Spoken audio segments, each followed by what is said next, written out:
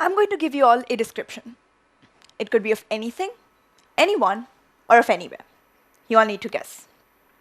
Here is the first description. I am someone who can survive any season. I am someone who requires 3 things to live. I am someone whom everyone relies on. I can be a buddy to whom you can share all your secrets, but I will tell no one. On occasions such as housewarming parties, you help me get a new home. Even if you give me a little, I can reciprocate 10 times as much. However, if you ignore me, I will never be the same again. Now, can you guess who I am? No? Alright. Here is another description. I am a multicellular eukaryotic organism with the ability to produce my own food by the process of photosynthesis.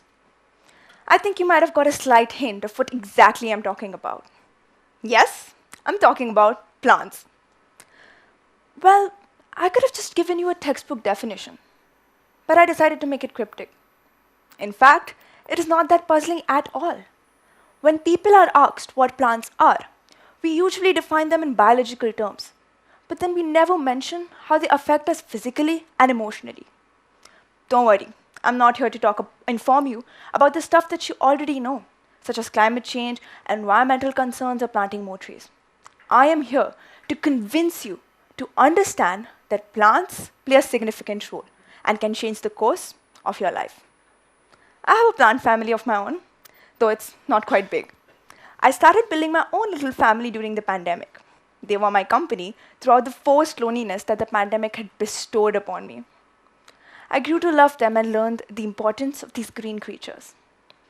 It all started from my grandmother, who has her own collection in our balcony. It is quite clustered because it's not as big as our balcony. But every evening when my grandfather used to brew me a cup of tea, I sat there talking to them. Inspired, I started building my own family.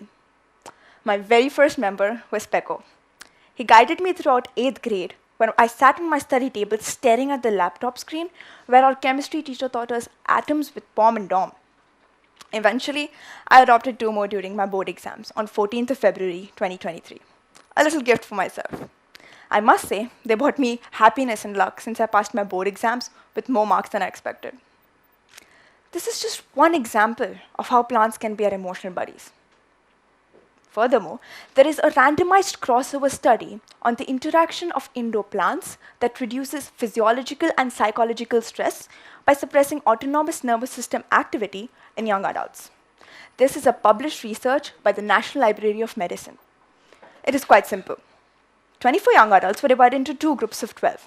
Each were given 2 different tasks, a transplanting task and a computer task. This was a proper controlled experiment with all other factors under control, including blood pressure, food and water intake, and other substances. An electrode on the subject's chest helped determine their heart rate variability. After the experiment, analysis of the data acquired showed that subjects felt soothed, comfortable, and natural after the transplanting task, whereas they felt uncomfortable and awakened after the computer task. There were significant differences between both these tasks. Additionally, there is another published research by the same organization on how flowers and their colors can promote individuals' physiological and psychological states during COVID-19. There is another YouTube video on how plants' growth is affected by bullying. There is another published article on benefits of indoor plants on attention capacity in an office setting by the Journal of Environmental Psychology.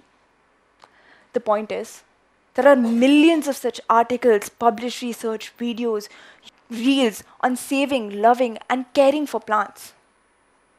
But why can't we humans do so? It is quite simple. We have nothing to gain from it.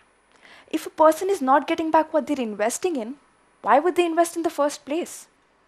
Well, people think we are not getting anything back.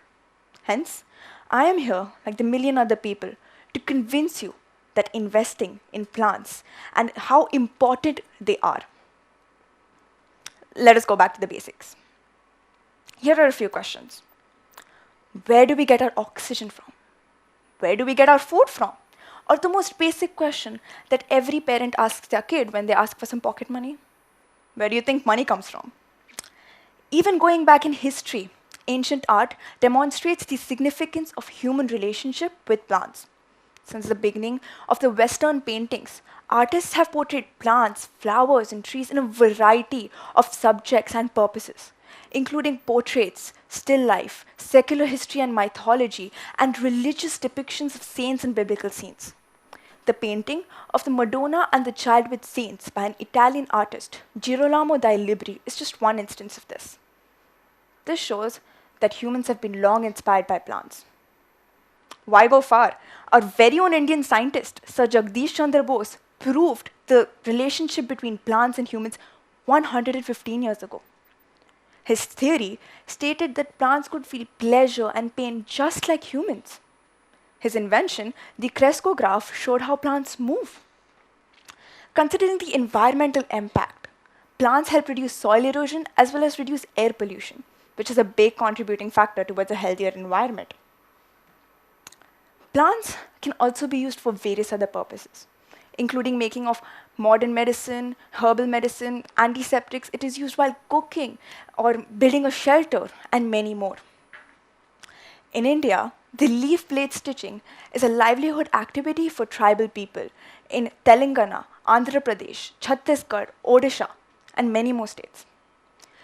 The leaves and the leaf blades are used to distribute nevedyam, which is an offering given to gods as a part of a worship before eating, as well as the distribution of prasadam, which is a sweet religious offering to the devotees. Coming back to what I previously stated, we think plants are not that worthwhile to invest in. They do not give us anything back. If we think deeply and honestly, they have a lot to give, and we must accept it. How? By loving and caring for them. One way is to have indoor plants. I'm not asking you to have a huge balcony like mine, but maybe that one small plant that sits at the sunniest spot of your desk that you love and water every day. Consistency is all that matters. I hope you all have understood how plants, the environment, trees, the surrounding we live in are. Plants, just like kids, require care to thrive. And unlike actual kids, they do not require 24/7 attention. To sum up, I would like to share a quote. The secret of improved plant breeding, apart from scientific knowledge, is love.